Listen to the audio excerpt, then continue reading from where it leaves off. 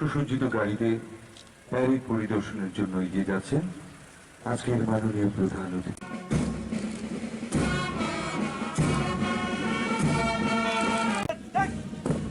এলটিআরের 2 নম্বর platoon নেতৃত্বে নাম সহকার সুবিধি Varma.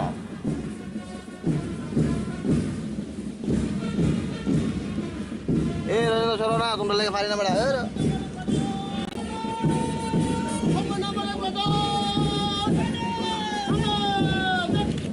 Home guard 2 নম্বর platoon civil defence platoon নেতৃত্বে সুমন দেবনাথ।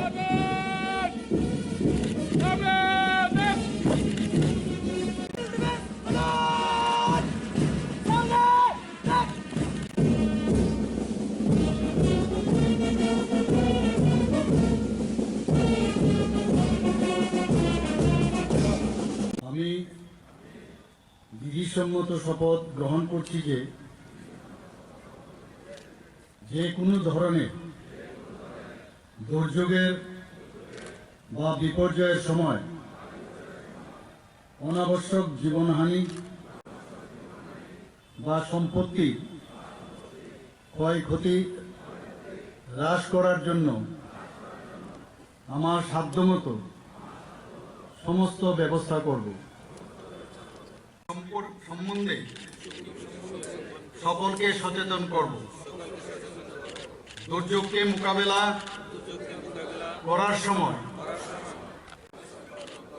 এবং অনুরূপভাবে বিপদ থেকে মানব জাতিকে রক্ষা করব। দুর্যোগের ফলে ত্বরান্বিত করতে এবং দুর্যোগের সম্মুখীন হবার জন্য মানুষকে প্রস্তুত করার জন্য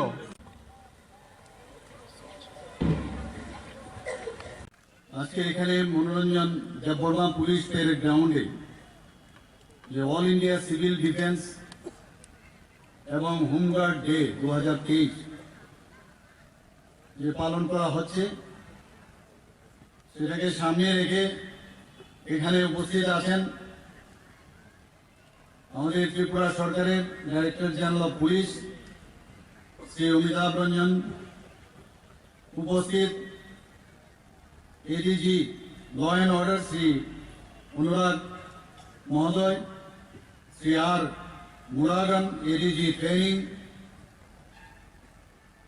all the IGPs, all DIGs and other officers, parade contingent personnel and media বন্ধুরা, সবাইকে আজকের এই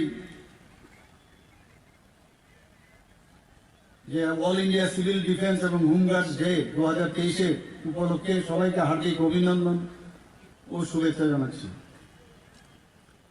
একটু আগে আমরা সিভিল ডিফেন্স এবং হোমগার্ড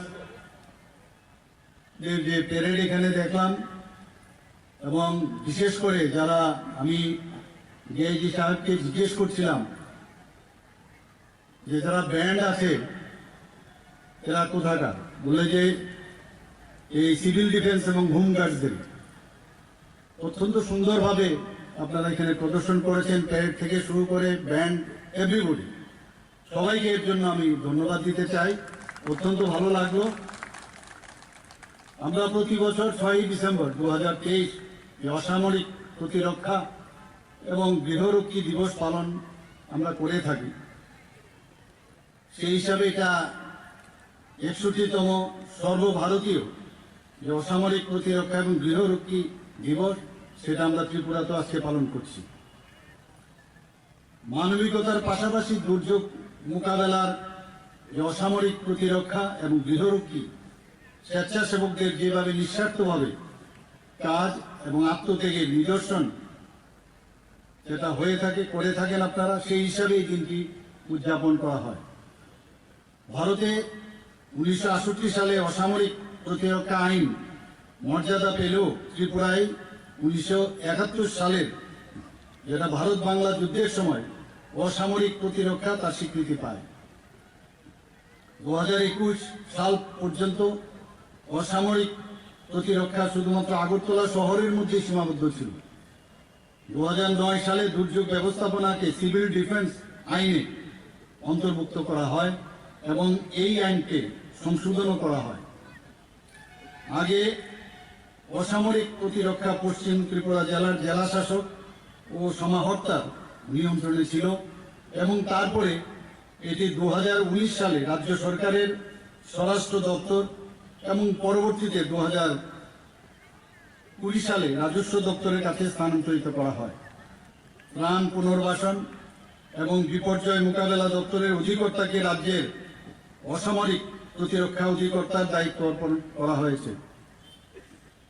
2021 সালের জুলাই মাস থেকে ত্রিপুরায় অসামরিক প্রতিরক্ষা সমস্ত জেলাতে সম্প্রসারিত হয়েছে এবং অতিরিক্ত জেলা শাসক ও সমাহর্তকে সংশ্লিষ্ট জেলার অসামরিক প্রতিরক্ষার কন্ট্রোলার হিসাবে মনোনীত করা হয়েছে। কেন্দ্রীয় সরকার 2022 সালের অক্টোবর মাসে রাজ্য সরকারের এই কাজকে সিভিল ডিফেন্স ক্যাটাগরি 2 হিসাবে স্বীকৃতি প্রদান করেন। এখন পর্যন্ত আমাদের রাজ্যে প্রায় 2000 প্রশিক্ষিত অসামরিক প্রতিরক্ষা স্বেচ্ছাসেবক রয়েছে। আমাদের কর্তব্যনিষ্ঠা, কর্তব্যপরায়ণতা ও আর্থিক সমস্যার কথা বিচার করে রাজ্য সরকার 2022 সাল থেকে তাদের মাসিক বেতন বৃদ্ধি করে 19,140 টাকা করেছে। তাছাড়া পেনশনের টাকা বৃদ্ধি করে মাসিক 750 টাকা থেকে 2,500 টাকা করা হয়েছে। আপনারা জেনে খুশি হবেন যে রাজ্য সরকার প্রথম সিদ্ধান্ত নিয়েছিল স্যার